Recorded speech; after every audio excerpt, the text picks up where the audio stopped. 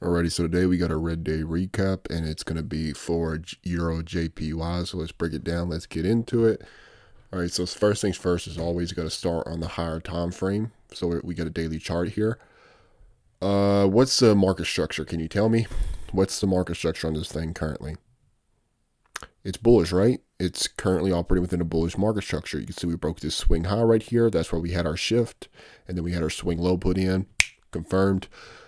And at that point, we're good. So we only want to be looking for buys at that point, since we want to be trading with the overall trend, the overall market structure. So overall market structure is bullish. We only want to be looking for buys. Okay, this was our draw.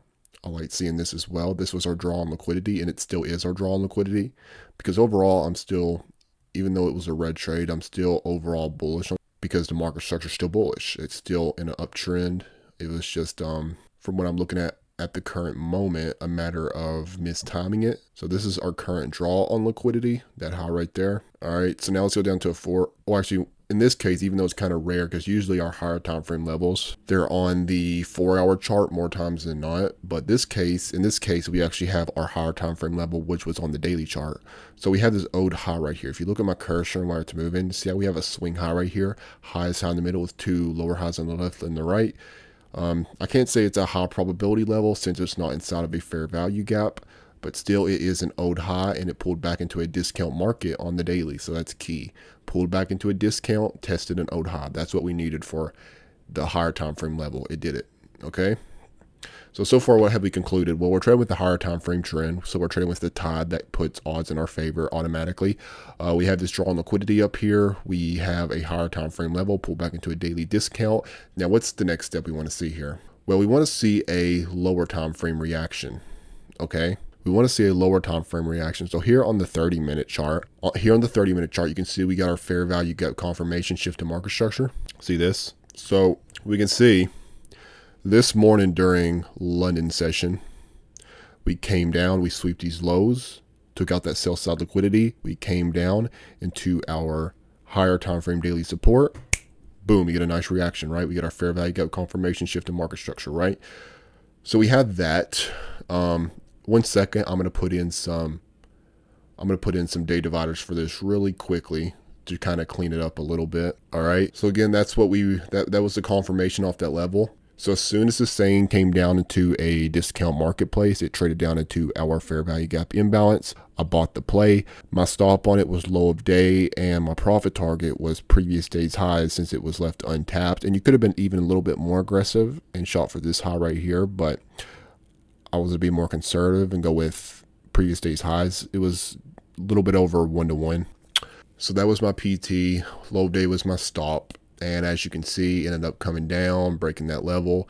I was debating on cutting it right here on this spike right here. Okay, because it came back up into my break-even point on this move up right here, and I was debating on cutting it right there. And I'm going to tell you why I was debating on cutting it here in a second, but I didn't. I still ended up holding on to it. Said, hey, I'm just going to stick with my plan, with the plan that I had coming into it. And what do you know, ended up coming down and stopping me out, right? So there's a few things we need to break down here. Like, the question we need to ask ourselves when we're doing these reviews is, what could we have done better on the play? Or did we do everything right? Was there anything we could have improved on? That's the question that we need to ask ourselves, because sometimes there is, sometimes there isn't. Okay. In this case, there is some things we could have done better. Okay. And I knew it coming into the play. It was good enough for me to pull the trigger on as per my rules, but it's still not an A+ setup. All right. It's not an A+ setup. Let me just say that right now. All right. So what are some things that we could consider a minus for this play? Well, it would have been much better if it broke half day on this move up higher. See how it didn't even hit half day? That shift right there, we had a shift, but it wasn't a very significant one. Okay, now we had the higher time frame trend in our favor, which is assisted it as well. So it kind of gives it a little bit more conviction. The fact that we are trading with a higher time frame trend, the fact that we are bouncing off a higher time frame level, the fact that we are sweeping a major liquidity pull. So we had all this stuff, and it looked really, really good when it was setting up. It did look very, very like a very appealing play when it was first setting up. But it didn't break hive day. Okay, it would have been better if this move right here just snapped hive day with strength, with velocity. That is what we wanted to see. That's what we wanted to see. That would have made this play better. Okay, so that's something that I'm going to note down in my data, that this did not break hive day. It was an L. Another thing, well, we had it on the 30 minute, 15 minute. The 1 hour, we didn't know. If you look at the 1 hour chart, this is worth noting. The 1 hour is still operating within a bearish market structure. If you look at that, because you can see we've been operating in a bearish market structure, bearish market structure, bearish market structure. And even on this move right here, if you look closely, it was still a bearish market structure on the 1 hour. Now, if it broke this high right here, that's a different story at that point. If it broke that high right there, but it didn't.